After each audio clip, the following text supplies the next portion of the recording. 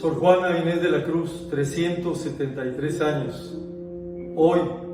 12 de noviembre, en la Embajada de México en Malasia,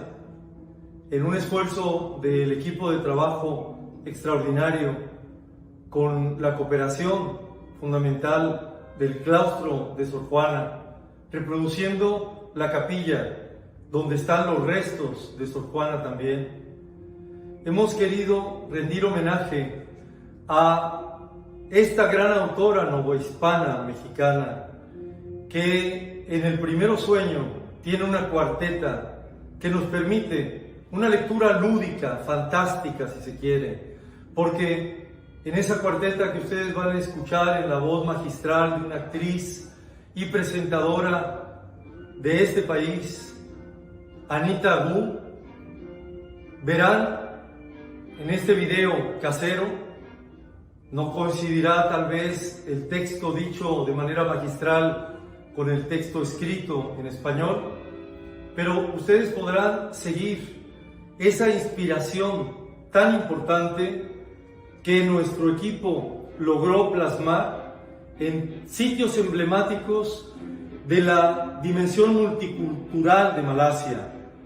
El hinduismo en Batu Caves, dedicado también a Hanuman, en un templo budista chino principal en esta ciudad, en la gran mezquita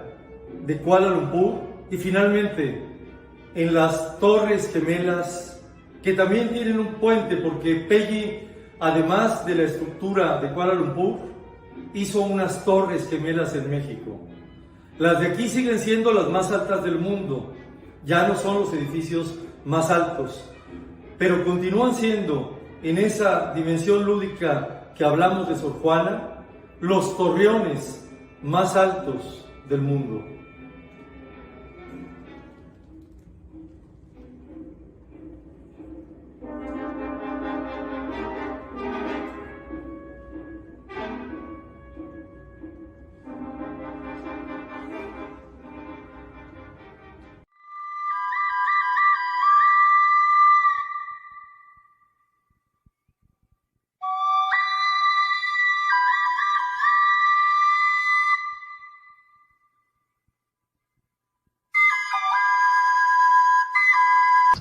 Past dead of night,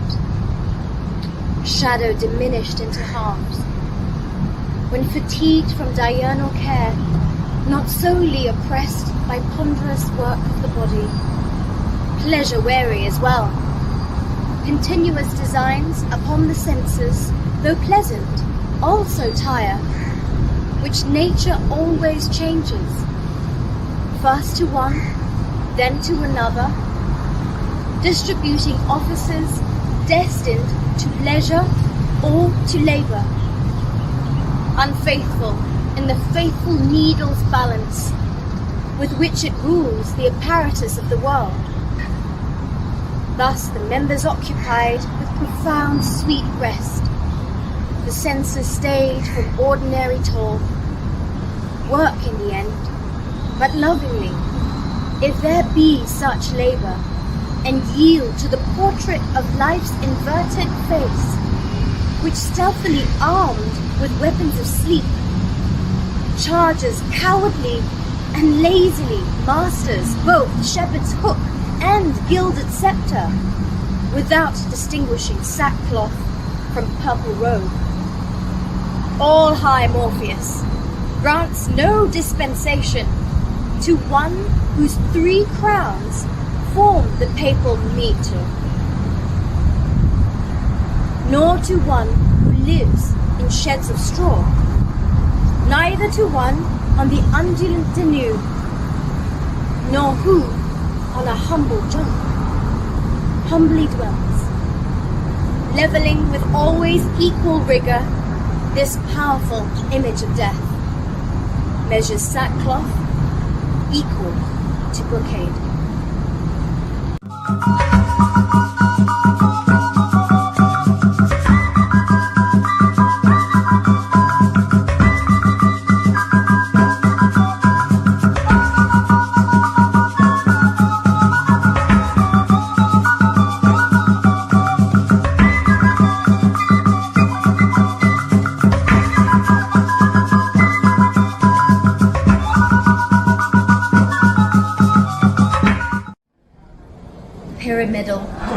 death-born shadow of earth. Aimed at heaven, a proud point of vain obelisks, pretending to scale the stars. But these lovely lights, free always, always shining, so easily evaded the obscure war, whose black breath announced the dreadful, unfettered shade. The darkened brow could not even reach the convex orb of the thrice blessed goddess, who shows 3 shining faces, but remained in profound imperial silence. Lord only of the air, sullied with the dense breath it exhaled, admitting only submissive cries of nocturnal birds. So deep and plangent, the silence was not broken. With sluggish flight and song offensive to ears, and more when admitted to spirit, shameful nictamine leers through chinks in the sacred door, or coaxing hollows in the lofty skylight that opens a space to her intent, and flies at the burning holy lantern of perpetual flame, which she extinguishes if she does not profane, consuming rich matter from the clear oil, which from the fruit of Minerva's tree was sweated with anguish, forcibly yielded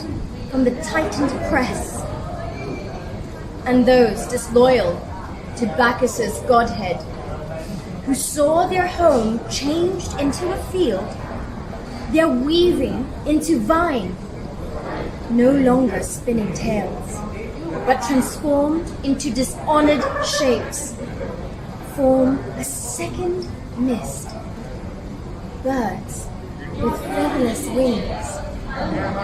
fearing to be seen even in darkness. Those 3 diligent, impudent sisters, whose awful scourge gave them dark, denuded wings, membranes so deformed they are mocked by more ill-fated birds. These, with Pluto's once garrulous spine, now a superstitious sign for the augurer, alone composed the dreadful hooded choir, intoning maxims, blacks, and longs, with pauses more than voice. The notes waiting for the slow and awkward measure, which the phlegmatic movement of the wind marked with so slow a beat, so delayed, it seemed at times to fall asleep between. The dismal, intermittent sound of the fearful shadow crowd excited notice less than it engendered sleep. Its dull, dilated rhyme induced quiescence and moved the members to repose. Harpocrates, the quiet knight whose imperial will, without malice, all obeyed, whispered silence to the living, sealing darkened lips of one and all with lightly pressing finger. The quiet wind, the sleeping dog, one lies still, the other does not move an atom, fearing murmurs, however small, would violate the peaceful calm.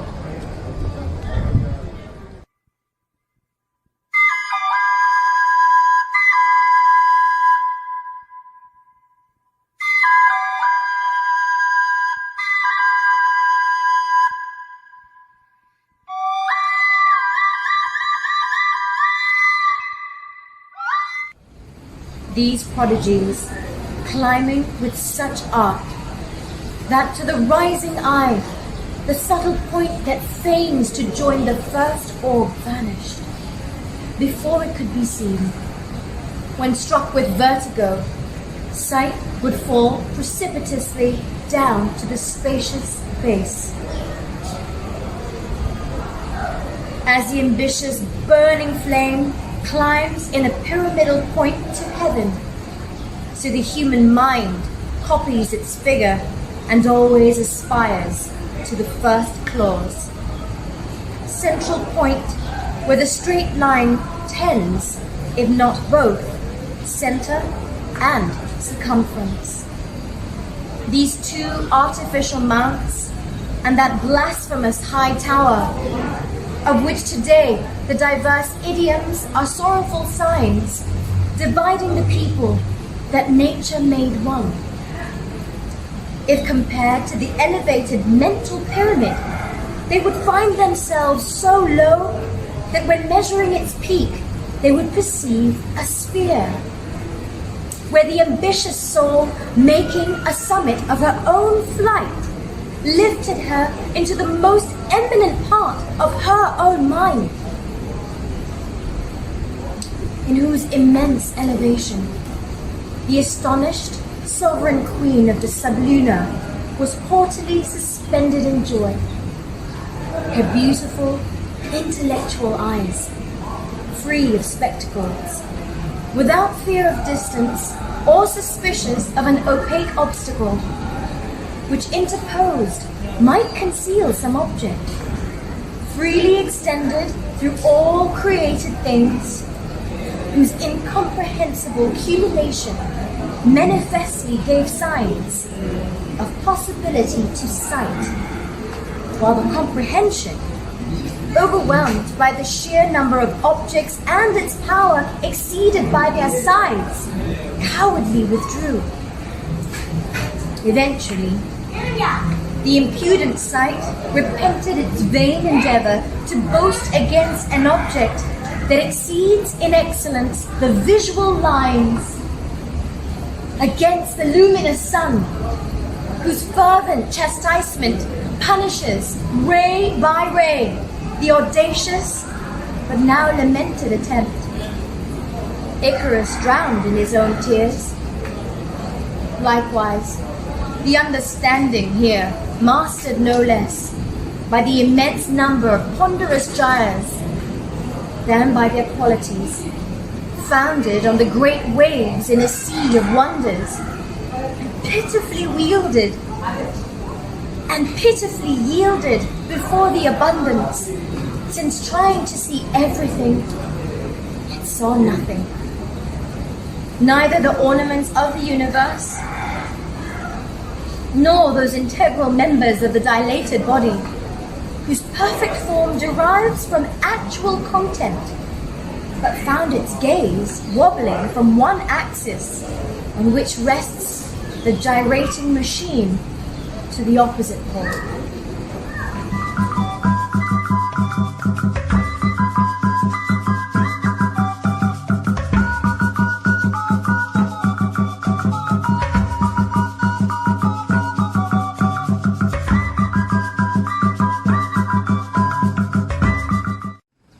But scarcely had the radiant harbinger waved the luminous colors in the east,